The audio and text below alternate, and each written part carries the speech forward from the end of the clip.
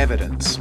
Now, history as a discipline faces an unusual epistemological challenge. It's the study of an absent subject, the past.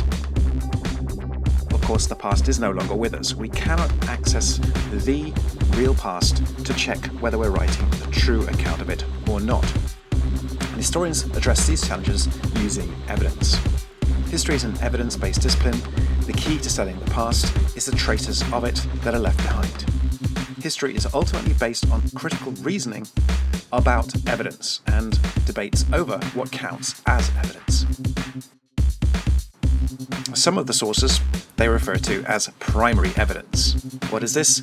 Textual traces, usually, but not exclusively, created by real people who were eyewitnesses to past events.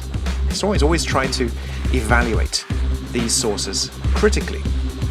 They try to comprehend the arguments being made by those individuals who generated the documents.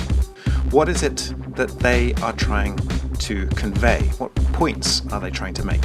So, when historians look at what they call primary evidence, this is an exercise in understanding, an attempt to try to sense what people were thinking or feeling in the past. And historians bear in mind how the experience of the individual who produced a document might have related to the society of which they were part. So that is, they contextualized a document, they put it into its larger historical context. Now, where does this evidence appear? Well, of course, it's often kept in archives. So when we read written history, if we take a look at the page of a history book, as we read, what do we find? We find these little numbers. What are they? Of course, footnotes. And footnotes are crucial to history because they allow for the reader to stop reading to check the source, the evidence that backs up the historian's claims. To be a good history, the writer should obey professional standards of reference to a consultable record. Testable truth is history's main hallmark. It has to conform to evidence that's accessible to all. So here's a signpost, links you back to a document. You can go to the archive, locate that document, and check that the historian is correct. If not, the claims made, which are based upon that evidence, fall.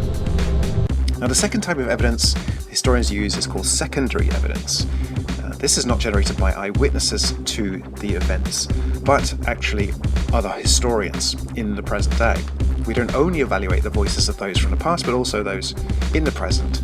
And history works like a kind of courtroom. We have historians generating many statements about the past and hearing them, discussing them, debating them, contrasting them, and comparing them. People who write history, they may have differing views on the same subjects. Usually, that's the case. They're never completely objective, even though they may try to be. Histories are subject to the same process of checking, a constant process of peer review, and this is the process of open historiographic debate. This is a great asset, of course, because it enables historians, regardless of their political views, to produce statements of high probability, which are grounded in inferences drawn from the evidence. But also, what this ensures is that history is provisional, is temporary, because these interpretations are continually being tested and revised. So, what does this mean? Well, when you design your game, you need to think about the role of evidence in it. Would primary evidence somehow be integrated or discovered as part of the gameplay? Or would existing evidence simply help to discipline the representation of the past, that is, the scenario in which the player plays? What is the gaming equivalent of the footnote? Is this something that should be considered?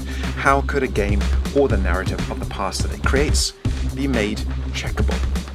History is a representation, it's not the thing represented, but at the same time, historians aren't free to just say anything or portray the past in any way. So neither should your game, in order to meet the disciplinary conventions of history.